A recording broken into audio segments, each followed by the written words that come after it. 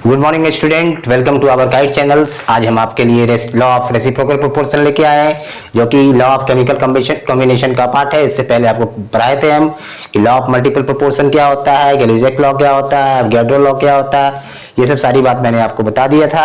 तो चलिए आज हमको बहुत ही आसान तरीके से आपको बताएं कि लॉ ऑफ रेसिप्रोकल प्रोपोर्शन, जो कि साइंटिस्ट हमारे रिचर्ड्स ने दिए थे, और इसका दूसरा नाम है लॉ ऑफ इक्विवेलेंट प्रोपोर्शन भी इसको कह सकते हैं। सेकेंड नाम इसका लॉ ऑफ इक्विवेलेंट प्रोपोर्शंस। ठीक है, तो आज इसको हम आसान तरीके से सीखेंगे। इस लॉ में देखिए, सबसे बड़ी बात है, जब आप पढ़ने बैठते होंगे तो इतना लंबा स्टेटमेंट इसका है कि आप दो लाइन ऊपर वाला याद रहता होगा तो नीचे वाला भूल जाते हैं, नीचे वाला याद करते हैं तो ऊपर वाला भूल जाते हैं, तो एक कॉम्बिनेशन नहीं बन पाता है। आप किस तरह से इसको ध्यान में रखो। तो आज हम आपको एग्जाम्पल से डिफिनेशन ध्यान रखने का तरीका बताएंगे। एग्जाम्पल से डिफिनेशन आपको याद होगी, ठीक है। डिफिनेशन से एग्जाम्पल नहीं देंगे, एग्जाम्पल से डिफिनेशन आपको याद होगी, ठीक है। तो चलिए हम लोग देखते हैं आपका इस पे अगर ऑब्जेक्टिव क्वेश्चंस भी आता है तो कैसे कोई आप ट्रिक्स बाय ट्रिक्स कैसे सॉल्व करोगे इसको। जब भी तीन एलिमेंट का बात करते हैं, यहाँ पे तीन एलिमेंट का जिक्र होने वाला है। और वहाँ पे लॉ ऑफ मल्टीपल प्रोपोर्शन पढ़ाए थे आपको, तो वहाँ पे दो एलिमेंट का जिक्र हो रहा था, यहाँ पे तीन एलिमेंट का जिक्र होगा। जैसे तीन एलिमेंट की बात आ जाए तो समझ जाइए कि लॉ ऑफ रेसिप्रोकल की बात हो रही है क्वेश्चंस में, ठीक है। ये trick to solve objective questions in your examinations, be ready.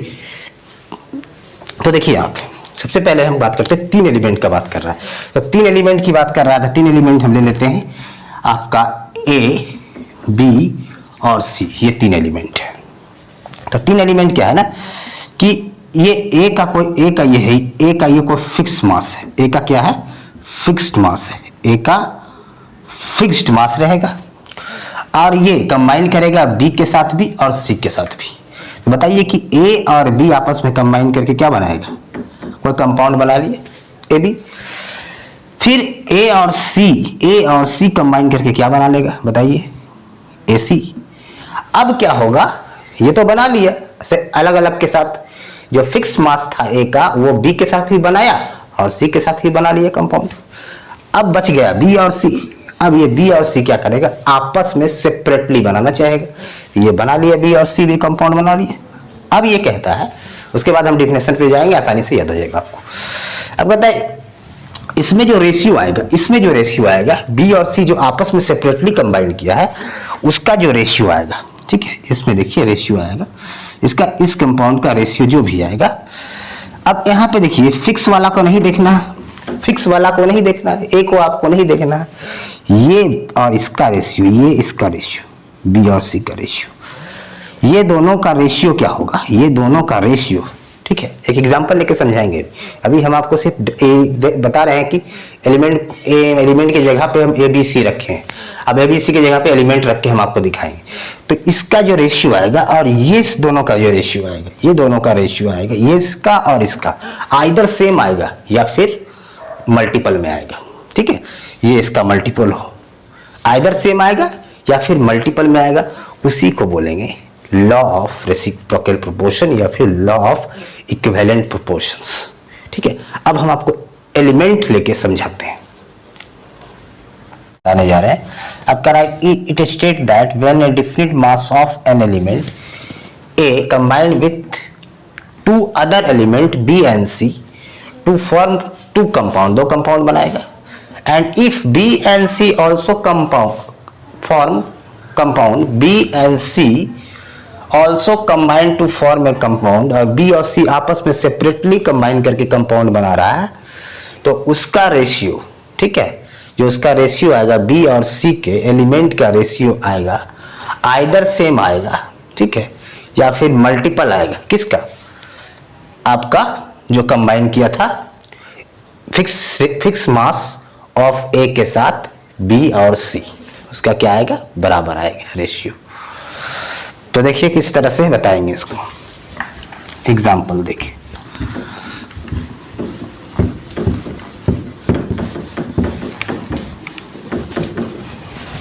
जैसे एग्जाम्पल लेते हैं हम कि हाइड्रोजन है, ऑक्सीजन है, सल्फर है। ये ए है, बी है और ये सी है। ध्यान दीजिएगा कि ये ए का सपोज है फिक्स मास, हम ले लेते हैं।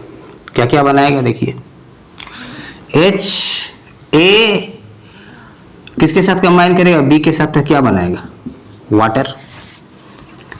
ये इसके साथ कंबाइन करेगा क्या बनाएगा, H2S, और ये आपस में B और C कंबाइन करेगा तो क्या बनाएगा, सल्फर डाइऑक्साइड। इतना दूर तक क्लियर। अब आप देखिए कि यहां पे इसका फिक्स मास था, ठीक है, तो इसका मास देखिए, ठीक है, ऑक्सीजन और सल्फर का मास। ऑक्सीजन और सल्फर यहाँ क्या है, ऑक्सीजन और सल्फर, ऑक्सीजन हो गया आपका B और सल्फर क्या हो गया C। अब B और C का रेशियो देखिए, B और C का रेशियो आपस में, ऑक्सीजन इज टू सल्फर का रेशियो है, देखिए ऑक्सीजन का रेशियो क्या 16, सल्फर का 32, मतलब 1:2 आया यहाँ पे। और यहाँ पे देखिए कि यहाँ 32:2, मतलब कि sulphur is to oxygen, 2 oxygen है इसलिए लिखेंगे 32, तो 1:1 आया, ये 1:2 आया।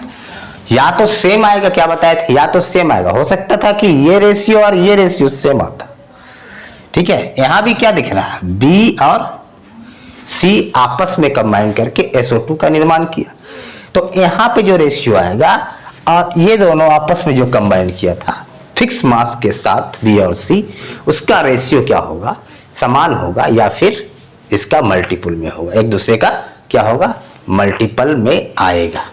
Is it clear. अब देखिए तो देखिए यहाँ पे, ये तो शायद आप एग्जांपल समझ गए होंगे। अब हम दूसरा एग्जांपल पे आते हैं, ठीक है, दूसरा एग्जांपल ले लेते हैं। जैसे सपोज हाइड्रोजन, सोडियम और क्लोरीन, ठीक है, इसको आप ऐसे भी लिख सकते हो, हाइड्रोजन बुक में ऐसा भी लिखा रहा है, सोडियम और क्लोरीन। तो ये देखिए, ये हो गया हाइड्रोजन का सपोज एलिमेंट A, ये B और C, ठीक है, A, B और आपका क्या है C है। तो अब देखिए हाइड्रोजन, सोडियम और क्लोरीन मिलके क्या क्या बना सकता है, अगर इसके साथ कंबाइन किया तो क्या बनाएगा, H और Na, H और Na। इसके साथ कंबाइन किया तो क्या बनाएगा, H और Cl। क्लियरली, ये N और Cl क्या है, ये तो हो गया A, ये भी हो गया A, ये हो गया आपका B और ये हो गया C। अब आपस में B और C कंबाइन कर रहा, ठीक है, ये दोनों मिलके NaH बनाया, ये दोनों मिलके H और Cl बनाया, ध्यान दीजिएगा, और ये बनाया है NaCl, ठीक है। तो यहां पे आपको क्या देखने को मिला, A और B, यहां क्या मिला, A और B, इसको थोड़ा ऐसे लिख लेते हैं, HNa, मतलब कि A और B, ठीक है, और ये क्या है, B और C, सॉरी A और ये C, अब ये है B और C। तो ये B और C का रेशियो देखिए, सोडियम का क्या होता है बताइए, 23, क्लोरीन का क्या होता है 35.5, ये आ गया, ये रेशियो आ गया। अब यहाँ पे देखिए इसका रेशियो Na और Cl, ये भी आ गया है क्या 23:35.5। तो आपस में ये रेशियो क्या आया, बराबर आया। एक एग्जांपल दिए थे, इसके पिछले वाला की मल्टीपल आ रहा था और ये क्या आया, इसके बराबर आ गया। ये भी क्या कर रहा है, लॉ ऑफ रेसिप्रोकल को, इक्विवेलेंट प्रोपोर्शन को प्रूफ कर रहा है, ठीक है, समझ रहे बात को। ये सेकंड एग्जांपल आपको दिए। एक और एग्जांपल देखिए आप हमारे साथ, हाँ देखिए, ये हो गया सेकंड एग्जांपल। फिर दिखा रहे हैं आपको थर्ड एग्जांपल। तो थर्ड एग्जांपल कैसे देखिएगा, ध्यान दीजिएगा। अब हम कार्बन, हाइड्रोजन, ऑक्सीजन लेंगे, फिर 3 एलिमेंट का बात हो रहा है, मतलब कि लॉ ऑफ रेसिप्रोकल प्रोपोर्शन की बात हो रही है। तो 3 एलिमेंट ले लेते हैं, हाइड्रोजन है, कार्बन है, ऑक्सीजन है। हाइड्रोजन हो गया, यहाँ रख दिए आपका, ये हो गया कार्बन और ये हो गया ऑक्सीजन। अब बताइए C और H मिलके क्या बनाएगा, CH4, ये बना दिया H2O, ये बना दिया आपका CO2। ये हो गया A, ये हो गया B, ये हो गया C, ये A, ये बी और ये सी, कोई प्रॉब्लम नहीं, ठीक है। तो ध्यान दीजिएगा CH4 और H2O, ये मास और ये मास अभी तो चलिए किस रेशियो में है, ये कार्बन, ठीक है, ठीक है, ये कार्बन बी है, ये आप मानिए इसको ए है, ये यहाँ पे ए है, ये बी है और ये सी है, नो डाउट, ठीक है। तो कार्बन और इसका रेशियो निकालिए कार्बन का, ठीक है। कार्बन हो गया यहाँ पे 12, 4 हाइड्रोजन है तो 4 होगा, तो 12H2 ठीक है। तो क्या आएगा, 12H2 हो गया। यहाँ पे देखिए हाइड्रोजन है और ये ऑक्सीजन है, तो क्या आएगा यहाँ पे देखिए, ऑक्सीजन का क्या होगा 16:2 क्लियरली। अब ये आ गया 4 3 जा 12 3:1, ठीक है। ये क्या आ जाएगा 8:1। ध्यान दीजिएगा कि यहाँ पे ये कार्बन है, यहाँ पे ये कार्बन है और ये ऑक्सीजन है। अब बताइए कि कार्बन और ऑक्सीजन का रेशियो यहाँ पे क्या आया, कार्बन का आया 3 और ऑक्सीजन का रेशियो 8, 3:8। अब चलते हैं हम लोग बी और सी की ओर, CO2 में देखते हैं, ठीक है, जो सेपरेटली कंबाइन किया था, ठीक है। वो तो ये तो आपका यहाँ पे कार्बन ऑक्सीजन किसके साथ कंबाइन कर रहा है, फिक्स मास ऑफ हाइड्रोजन के साथ, ठीक है, फिक्स रेशियो। तो अब देखिए यहाँ पे C12 और ये 32, ठीक है, 4 3 जा 12 4 8 जा 32। अब देखिए कि 3:8 यहाँ भी है और 3:8 यहाँ भी है। आई थिंक आपको कोई तरह का प्रॉब्लम नहीं आ रहा होगा अब लॉ ऑफ रेसिप्रोकल को समझने में। बहुत ही आसान तरीका से मैंने आपको समझाने की कोशिश की है लॉ ऑफ रेसिप्रोकल प्रोपोर्शंस। फिर से एक बार देखिए, उसके बाद हम एक प्रॉब्लम लेके आ रहे हैं आपके सामने, न्यूमेरिकल्स लेके आ रहे हैं, ध्यान दीजिएगा, फिर से एक बार समझिए। तो चलिए लॉ ऑफ रेसिप्रोकल प्रोपोर्शन फिर से आपको एक बार बताया, तो उसके बाद हम जिस प्रॉब्लम पे आ जाएंगे, इस पे न्यूमेरिकल पे आ जाएंगे। तो law of reciprocal proportion 3 element जब भी रहेगा आप समझ जाइएगा कि आपका 3 एलिमेंट का इसमें बात करने वाला है, जैसे कि A B और C, ठीक है। तो A B के साथ कंबाइन करेगा, A C के साथ कंबाइन करेगा, फिर B और C सेपरेटली कंबाइन करेगा। जो B C का रेशियो निकल के आएगा वही रेशियो किसके बराबर होगा, B और C का रेशियो AB कंपाउंड और आपका AC कंपाउंड के बराबर होगा, ठीक है, या फिर उसका मल्टीपल होगा। चलिए स्टार्ट करते हैं क्वेश्चन से, आसान सा क्वेश्चन है। हमारे पास कुछ सैंपल दिया हुआ है, जैसे मान लें कि हाइड्रोजन सल्फाइड है, वाटर है और इस सल्फर डाइऑक्साइड में सभी का परसेंटेज दिया हुआ है। पहला में सल्फर का परसेंटेज है, सेकंड में आपका हाइड्रोजन का परसेंटेज दिया हुआ वाटर में, थर्ड में दिया हुआ है सल्फर का परसेंटेज है सल्फर डाइऑक्साइड में, ठीक है। 100 सपोज मान लें कि 100 ग्राम सैंपल में इतना परसेंट ये है, ठीक है, इतना परसेंट ये है, उतना परसेंट वो है, सब दिया हुआ है। तो स्टार्ट करते हैं, मतलब 3 एलिमेंट की बात कर रहे थे, यहाँ भी देख लेते हैं। H है, A है, H है आपका सफेद हो गया A B और C, तो ये हो गया H हो गया हाइड्रोजन, ठीक है, फिक्स मास H हो गया, ये हो गया S हो गया, ये O हो गया सपोज। तो A B मिलके क्या बनाया, H2S बनाया, अकॉर्डिंग टू पहला देखिए H2S बनाया।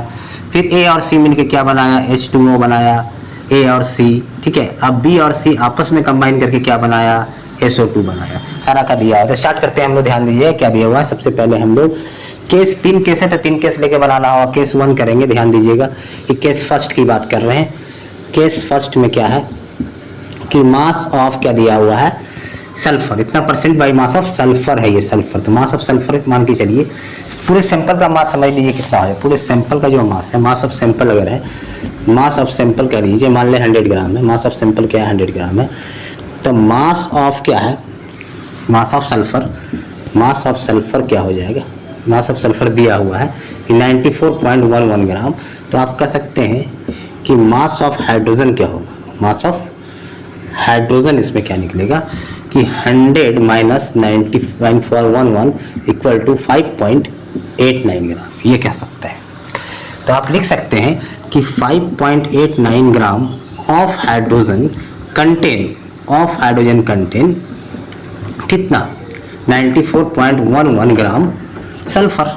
Therefore 1 gram hydrogen contain, 1 gram hydrogen contain 94.11 by आपका 5.89 ग्राम सल्फर। ये हो गया, इसके मतलब ये आएगा आपका, कट कीजिएगा, 2 ही कट गया 15.97 अप्रॉक्स क्या हो गया, ये टोटल क्या राउंड फिगर में क्या हो गया 16 ग्राम आ गया। 1 ग्राम क्योंकि फिक्स तो करना ही है ना, ए को फिक्स कर रही है, कह भी रहा है कि when B and C combined with fix mass of A, तो ए को हमने फिक्स कर दिया। बाकी हम इसमें निकाल लिए कि 1 ग्राम हाइड्रोजन के लिए सल्फर का कितना रिक्वायरमेंट होगा। ठीक है, तो ये फर्स्ट कंपाउंड के लिए आपने देखा। आप देखिए 1 ग्राम हाइड्रोजन, ये सल्फर, यही हाइड्रोजन है क्योंकि यह फिक्स, यही है आपका ए, ध्यान रखिएगा, यही सल्फर बना क्या आपके लिए बी। इस बात पे एकदम गौर कीजिएगा, क्लियरली समझ में आएगा, ये ए बना और ये बी बना।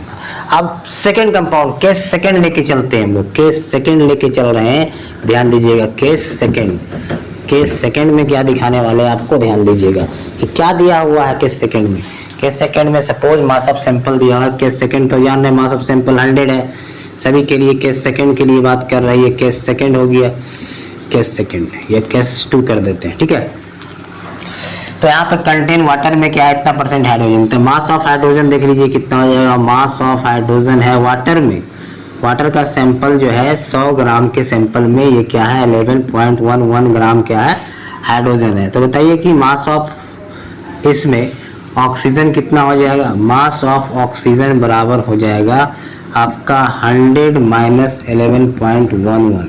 ठीक है, इसका मतलब 88.89 आएगा, क्या आएगा 88.89 ग्राम क्या आएगा ऑक्सीजन आएगा। अब देखिए क्या लिख सकते हैं आप कि इतना gram hydrogen 11.11 gram hydrogen contain ठीक है, कितना ग्राम है 88.89 ग्राम ऑफ ऑक्सीजन, समझ रहे, ये हो गया। देयरफॉर 1 ग्राम यहाँ फिक्स करेंगे, 1 gram hydrogen contain 88.89 by 11.11 gram oxygen, तो क्या आपका आ जाएगा, ये कट के आपका 8.009 ग्राम के लगभग आ जाएगा, जो कि अप्रोक्स आप लिखेंगे, इसको क्या लिखेंगे 8 ग्राम इसको लिखने वाले हैं। तो यहाँ भी क्या हुआ, फिक्स कर दिए, किसको फिक्स किया, हाइड्रोजन क्या था ए था। अब ऑक्सीजन क्या था बताइए, ऑक्सीजन था सी, तो ये ऑक्सीजन क्या बन गया आपका, ये ऑक्सीजन जो एटम है ये सी है। ठीक है, ये सी हो गया, ये हो गया आपका हाइड्रोजन। तो first case second case similarly निकाल लिए। ठीक है, आपके पास मिल गया कि सी भी मिल गया और आपका बी भी मिल गया, कितना ग्राम था।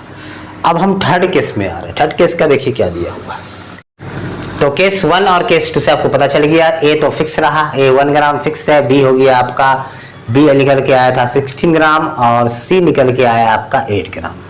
बी और सी के पास पहुंच चुके, ए फिक्स है। अब पहुंचना है हमको केस थर्ड में देखिए, उसके बाद हम इसको फिनिश करेंगे, रेशियो को इक्वल करके बता देंगे। तो देखिए आप सी की केस में क्या है, अब मास ऑफ सी के केस में केस थर्ड कर देते हैं।